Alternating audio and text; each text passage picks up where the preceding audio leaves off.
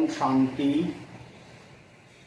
अर्थ सहित मुरली पाठ 16/5/2025।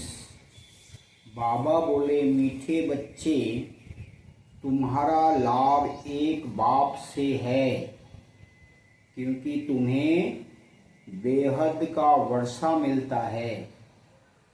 तुम प्यार से कहते हो मेरा बाबा।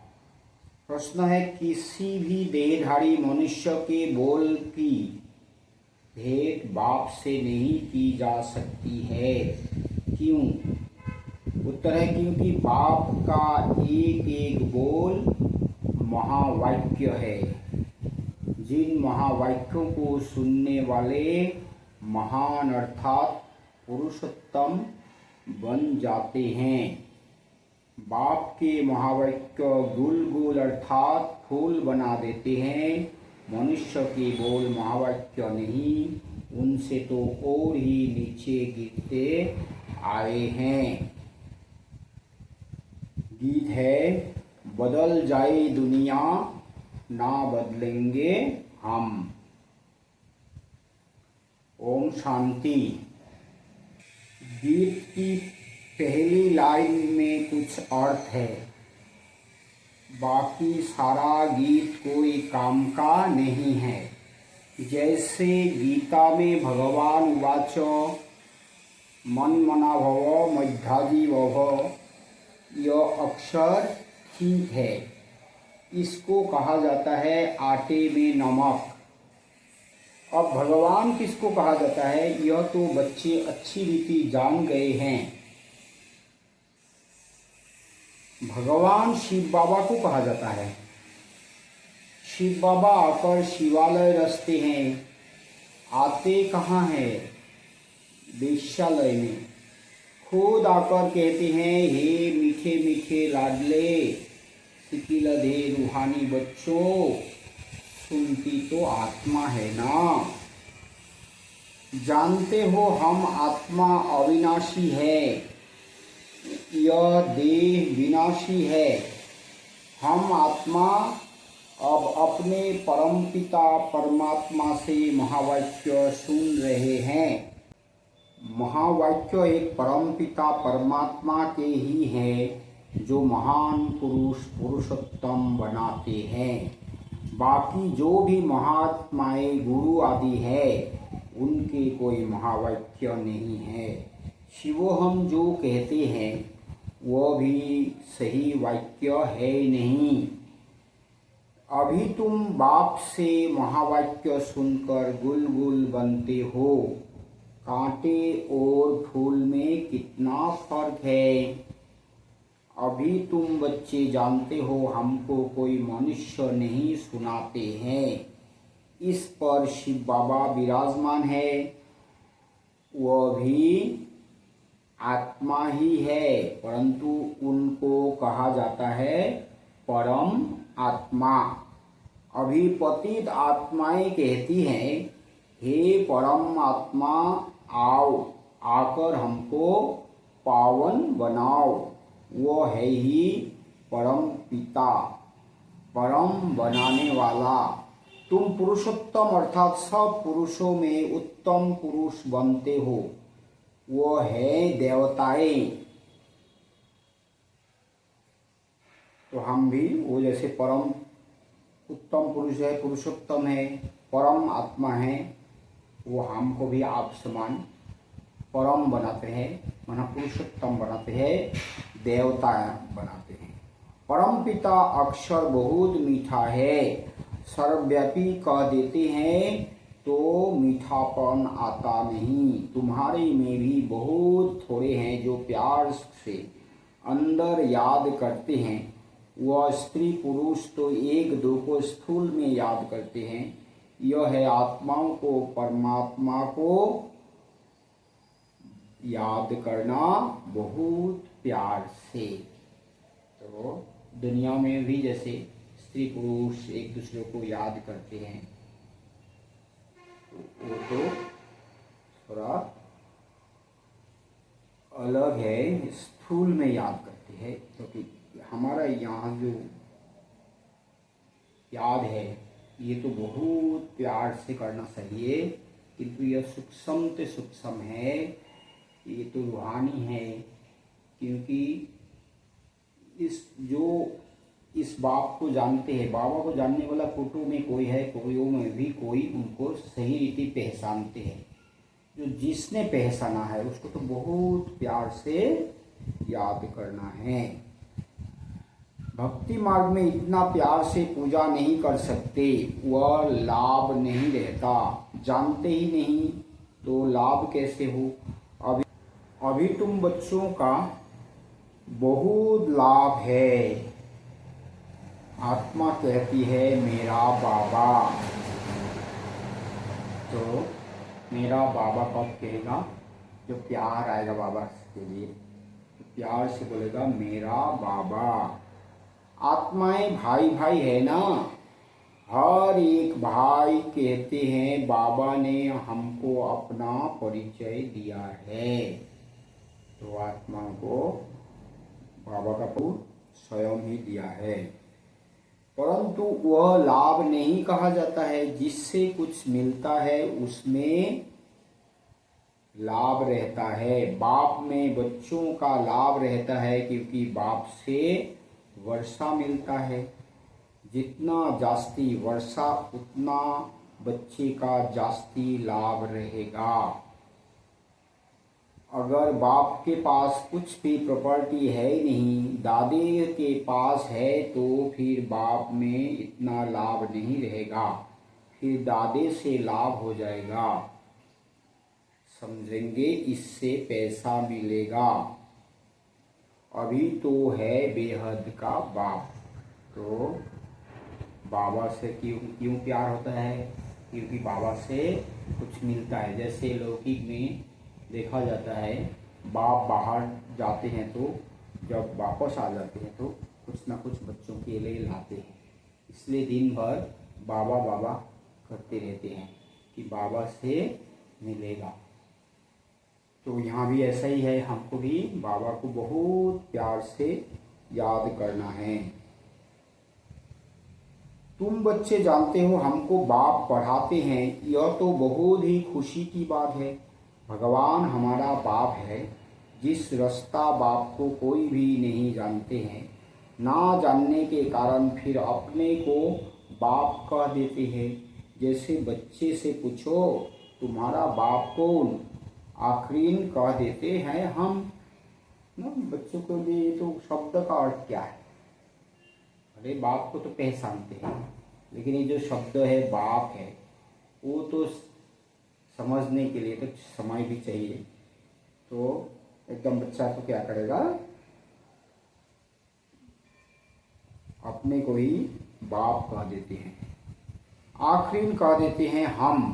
तुम बच्चे जानते हो उन सब बापों का बाप है जरूर। हमको जो अभी बेहद का बाप मिला है, उनका कोई बाप है नहीं। हमको अभी जो बाप मिला है, जिनका कोई बाप नहीं है। लोग यह है ऊंच से ऊंच बाप, तो बच्चों के अंदर में खुशी रहनी चाहिए। उन यात्राओं पर जाते हैं तो वहाँ इतनी खुशी नहीं रहेगी, क्योंकि प्राप्ति कुछ है नहीं, सिर्फ दर्शन करने जाते हैं। मुफ्त में कितने धक्के खाते हैं, एक तो यह टिप्पर घिसी और दूसरा फिर पैसे की टिप्पर घिसती। पैसे बहुत खर्च करते, प्राप्ति कुछ नहीं। भक्ति मार्ग में अगर आमदनी होती तो भारतवासी बहुत साहूकार हो जाते। यह मंदिर आदि बनाने में करोड़ों रुपया खर्च करते हैं। तुम्हारा सोमनाथ का मंदिर एक नहीं है। सब राजाओं के पास मंदिर थे। तुमको कितने पैसे दिए थे? 5000 वर्ष पहले तुमको विश्व का मालिक बनाया था। एक बाप ही ऐसे कहते हैं। आज से 5000 वर्ष पहले तुमको राजयोग सिखाकर ऐसा बनाया था। अभी तुम क्या बन गए हो? बुद्धि में आना चाहिए ना। हम कितना ऊंच थे, पुनर्जन्म लेते लेते एकदम पट आकर पड़े हैं, कौड़ी मिसल बन पड़े हैं। बाबा ने हमें हीरा जैसा बना दिया था, लेकिन हम अभी गिरते गिरते कौड़ी मिसल बन पड़े हैं। फिर अभी हम बाबा के पास जाते हैं, जो बाबा हमको विश्व का मालिक बनाते हैं। यह एक ही यात्रा है। जबकि आत्माओं को बाप मिलते हैं तो अंदर में वह लाभ रहना चाहिए। तुम बच्चे जब यहाँ आते हो तो बुद्धि में रहना चाहिए कि हम उस बाप के पास जाते हैं जिनसे हमको फिर से विश्व की बादशाही मिलती है। वह बाप हमको शिक्षा देते हैं, बच्चे दैवी गुण धारण करो, सर्वशक्तिमान पतित पावन मुझ बाप को याद करो। मैं कल कल बाकर कहता हूँ कि माम एकम याद करो तो विक्रम विनाश होंगे। तो बाबा शिक्षा देते हैं कि बच्चे दैवी गुण धारण करो। तो दैवी गुणों में मुख्य क्या है? पवित्रता, अंतर्मुखता, नम्रता, निर्भयता, धैर्यता, सहनशीलता, मधुरता और हर्षित मुक्ता। ऐसे तो और सारे गुण, जितने गुण माना दैवी गुण कह सकते हैं। इसी में से ये 8 मुख्य दैवी गुण है। तो बाबा सर्वशक्तिमान पतित पावन मुझ बाप को याद करो। मैं कल कल आकर कहता हूँ कि माम एकम याद करो तो विक्रम विनाश होंगे। दिल में यह आना चाहिए, हम बेहद के बाप के पास आए हैं। बाप कहते हैं मैं गुप्त हूँ, आत्मा कहती है मैं गुप्त हूँ। तुम समझते हो हम जाते हैं शिव बाबा के पास, ब्रह्मा दादा के पास ना। बाबा तो है ही गुप्त, चारों युगों में बाबा गुप्त है ना। सतयुग और त्रेता में तो एकदम गुप्त है ही, हम भी उनको याद नहीं करते हैं, तो एकदम गुप्त है 100%। द्वापर कलयुग में बाबा भले भक्तों की मनोकामनाएं पूरी करते हैं, किसी किसी को तो साक्षात्कार भी करा देते हैं, लेकिन वो गुप्त है। हाँ, वो गुप्त है। तो क्या है, भले वहाँ हम भी उनको पुकारते हैं, भले जानते तो नहीं फिर भी पुकारते तो है, माना कुछ तो भावना है। लेकिन इस समय जो संगम पर आए हैं, संगम के तो सारे कार्यों के करण करावनहार बाबा ही है। फिर भी बाबा गुप्त है, ब्रह्मा तन में भी गुप्त है। तो इसलिए बाबा को प्रत्यक्ष करना हम बच्चों की जिम्मेवारी है।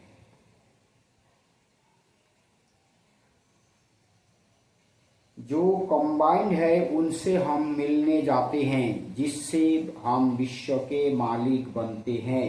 अंदर में कितनी बेहद खुशी होनी चाहिए जब मधुबन में आने के लिए अपने घर से निकलते हो, तो अंदर में गदगद होना चाहिए। बाप हमको पढ़ाने के लिए आया है, हमको दैवी गुण धारण करने की युक्ति बताते हैं। घर से निकलते समय ही अंदर में यह खुशी रहनी चाहिए। जैसे कन्या पति के साथ मिलती है तो जेवर आदि पहनती है तो मुखड़ा ही खिल जाता है। वह मुखड़ा खिलता है दुख पाने के लिए, तुम्हारा मुखड़ा खिलता है सदा सुख पाने के लिए। तो ऐसे बाप के पास आने समय कितनी खुशी होनी चाहिए। अभी हमको बेहद का बाप मिला है, सतयुग में जाएंगे फिर डिग्री कम हो जाएगी। तो अभी तो तुम ब्राह्मण ईश्वरीय संतान हो, भगवान वेद पढ़ाते हैं, वो हमारा बाप भी है, टीचर भी है, पढ़ाते भी है, फिर पावन बनाकर साथ में ले जाएंगे। हम आत्मा अब इस छी रावण राज्य से छूटते हैं। अंदर में अथाह खुशी होनी चाहिए। जबकि बाप विश्व का मालिक बनाते हैं तो पढ़ाई कितनी अच्छी रीति पढ़नी चाहिए। स्टूडेंट अच्छी रीति पढ़ते हैं तो अच्छे मार्क्स से पास होते हैं। बच्चे कहते हैं बाबा हम तो श्री नारायण बनेंगे। यह है ही सत्यनारायण की कथा, अर्थात नर से नारायण बनने की कथा। तो अभी हम इतनी ऊंची पढ़ाई पढ़ते हैं जिससे हम नर से नारायण बनेंगे, तो इसलिए बहुत खुशी से, बहुत रुचि से इस पढ़ाई को पढ़नी चाहिए। तो अभी बाप से एक ही बार तुम सच्ची सच्ची कथा सुनते हो। दुनिया में तो झूठी कथाएं जन्म जन्मांतर सुनते आए हो। वह फिर भक्ति मार्ग में चला आता है। जैसे शिव बाबा ने जन्म लिया, उसकी फिर वर्ष वर्ष जयंती मनाते आए हैं। वह कब आया, क्या किया, कुछ भी नहीं जानते। अच्छा, कृष्ण जयंती मनाते हैं, वह भी कब आया, कैसे आया, कुछ भी पता नहीं है। कहते हैं कंसपुरी में आता है, अब वह पति दुनिया में कैसे जन्म लेगा। बच्चों को कितनी खुशी होनी चाहिए। हम बेहद के बाप के पास जाते हैं, अनुभव भी सुनाते हैं ना। हमको फलाने द्वारा तीर लगा, बाबा आए हैं। बस उस दिन से लेकर हम बाप को ही याद करते हैं। यह है तुम्हारी बड़े से बड़े बाप के पास आने की यात्रा। बाबा तो चेतन है, बच्चों के पास जाते भी हैं, वो है जड़ यात्राएं। यहाँ तो बाप चेतन है।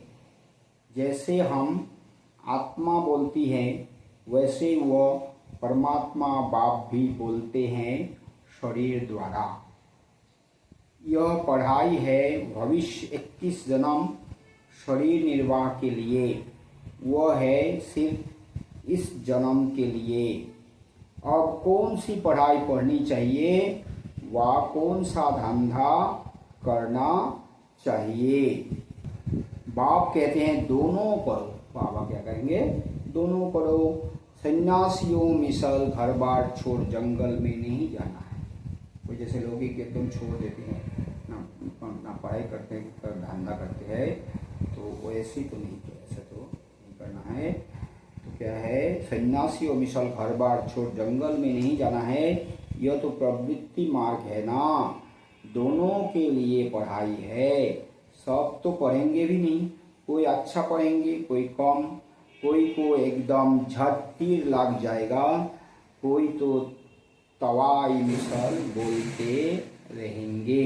कोई कहते हैं हाँ हम समझने की कोशिश करेंगे, कोई कहेंगे यह तो एकांत में समझने की बातें हैं, बस फिर गुम हो जाएंगे।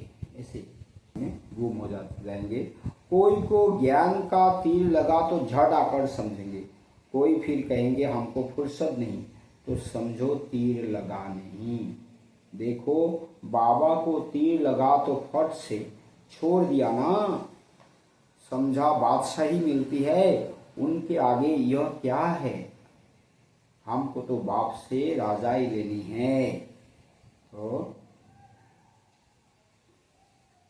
बाबा ने क्या किया, जब उनको सिर्फ साक्षात्कार कराया गया कि दुनिया विनाश होने वाली है।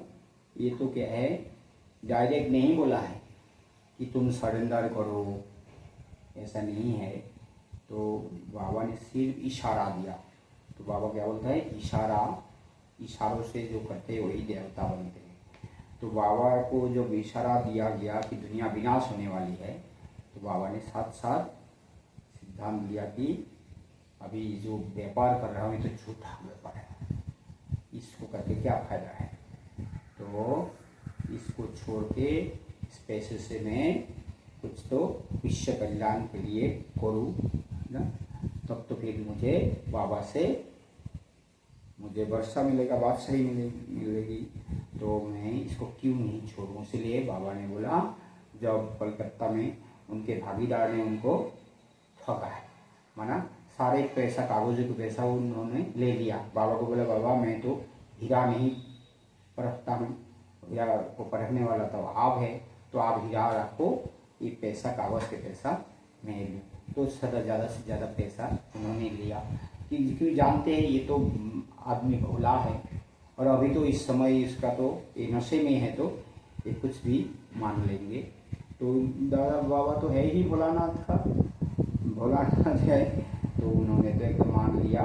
तो बाद में जब उन्होंने देखा कि ये तो मुझे है ना, ये मेरा जो सरलता का वो चांद लिया, एडवांटेज लिया है, तो उन्होंने फिर एक तार लिखा घर में, अलिफ को अल्लाह मिला, बे को मिली झूठी बादशाही, आई तार अलिफ को हुआ रेल का राही। अभी बाप कहते हैं, वह धंधा आदि भी करो, सिर्फ एक हफ्ता यह अच्छी रीति समझो, गृहस्थ व्यवहार भी संभालना है, रसना की पालना भी करनी है, वह तो रस कर फिर भाग जाते हैं। बाप कहते हैं, तुमने रचा है तो फिर अच्छी रीति संभालो, समझो। स्त्री अथवा बच्चा तुम्हारा कहना मानते हैं तो सपूत है, नहीं समझते हैं तो कपूत है। सपूत और कपूत का पता पड़ जाता है ना। बाप कहते हैं, तुम श्रीमत पर चलेंगे तो श्रेष्ठ बनेंगे, नहीं तो वर्षा मिल ना सके। तो अभी बात ऐसी है, जैसे बाबा एकदम छोड़ दिया झट से। तो बाबा ने सबको ऐसे नहीं बोला है, वहाँ बहुतों ने बाबा जैसा ही किया, लेकिन सबको ऐसा नहीं है, सबका पाठ अलग अलग है।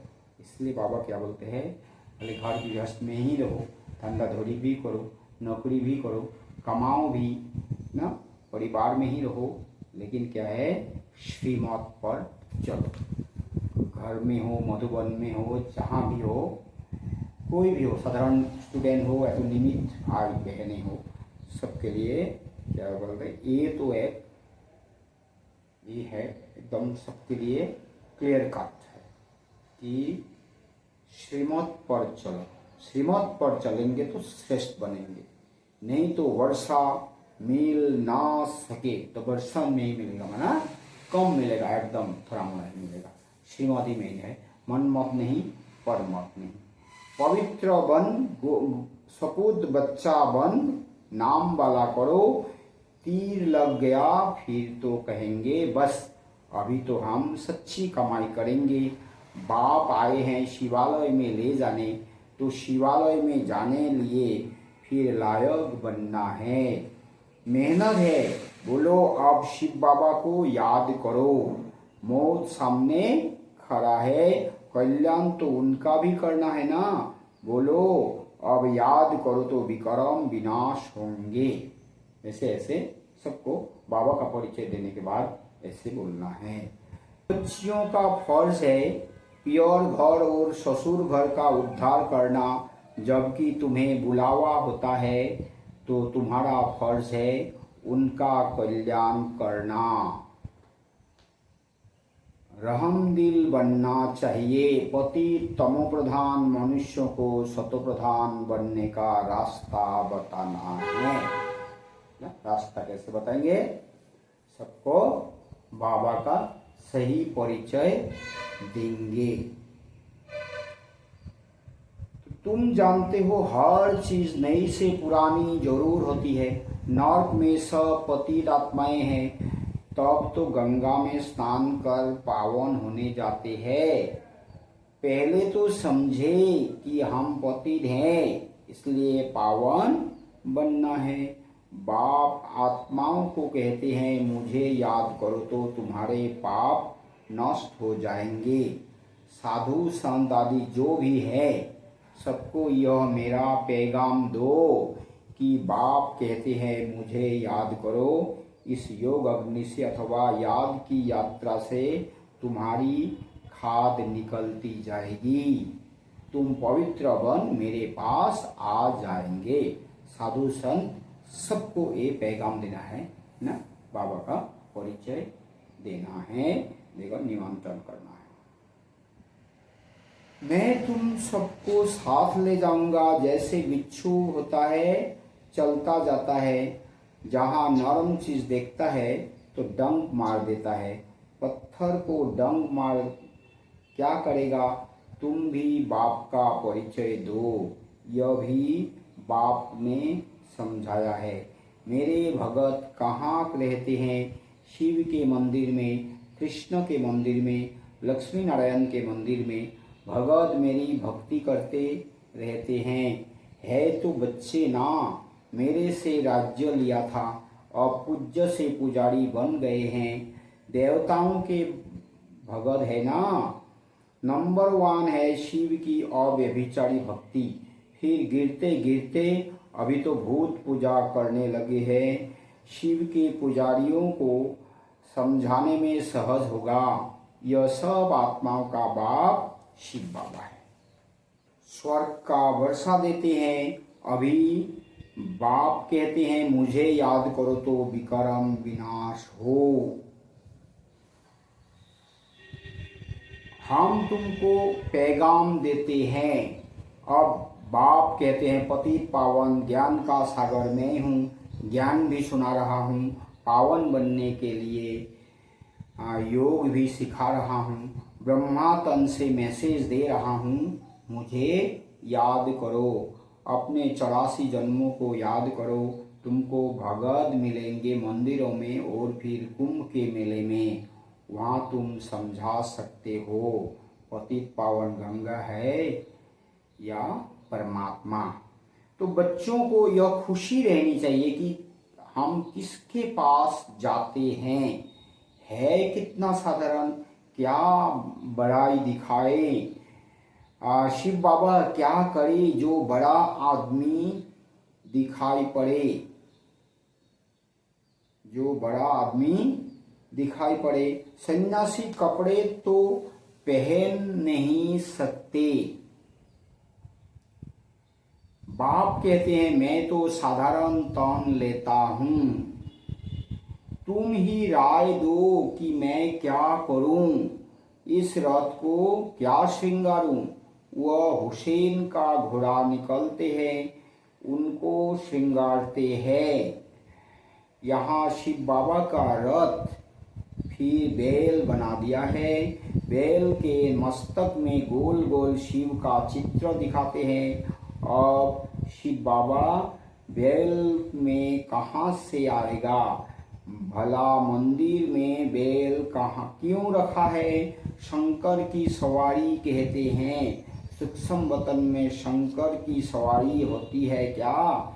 यह सब है भक्ति मार्ग जो ड्रामा में नूद है। अच्छा मीठे मीठे सिकिलधे बच्चों प्रति माता पिता बाप दादा का याद प्यार और गुड मॉर्निंग। रूहानी बाप की रूहानी बच्चों को नमस्ते। हम रूहानी बच्चों की रूहानी माता पिता बाप दादा को भी याद प्यार गुड मॉर्निंग और नमस्ते नमस्ते नमस्ते नमस्ते। शुक्रिया बाबा शुक्रिया। धारणा के लिए मुख्य सार है अपने आप से प्रतिज्ञा करनी है कि अभी हम सच्ची कमाई करेंगे, स्वयं को शिवालय में चलने के लायक बनाएंगे, सपूत बच्चा बनकर श्रीमत पर चलकर बाप का नाम वाला करेंगे। रहम दिल बन तमो प्रधान मनुष्य को सतो प्रधान बनाना है, सबका कल्याण करना है। मौत के पहले सबको बाप की याद दिलानी है।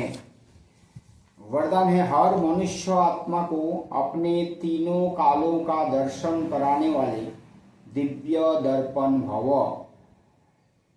आप बच्चे अब ऐसा दिव्य दर्पण बनो जिस दर्पण द्वारा हर मनुष्य आत्मा अपने तीनों लोकों का दर्शन कर सके, उन्हें स्पष्ट दिखाई दे कि क्या था और अभी क्या हूँ, भविष्य में क्या बनना है। जब जानेंगे अर्थात अनुभव करेंगे, वह देखेंगे कि अनेक जन्मों की प्यास व अनेक जन्मों की आशाएं मुक्ति में जाने की व स्वर्ग में जाने की अभी पूर्ण होने वाली है, तो सहज ही बाप से वर्षा लेने के लिए आकर्षित होते हुए आएंगे। स्लोगन है, एक बल एक भरोसा। इस पाठ को सदा पक्का रखो तो 20 भंवर से सहज निकल जाएंगे। अव्यक्त इशारे है, रूहानी रॉयल्टी और प्योरिटी की पर्सनैलिटी धारण करो। वारिस क्वालिटी प्रत्यक्ष तब होगी जब आप अपनी प्योरिटी की रॉयल्टी में रहेंगे। कहाँ भी हद की आकर्षण में आंख ना डूबे।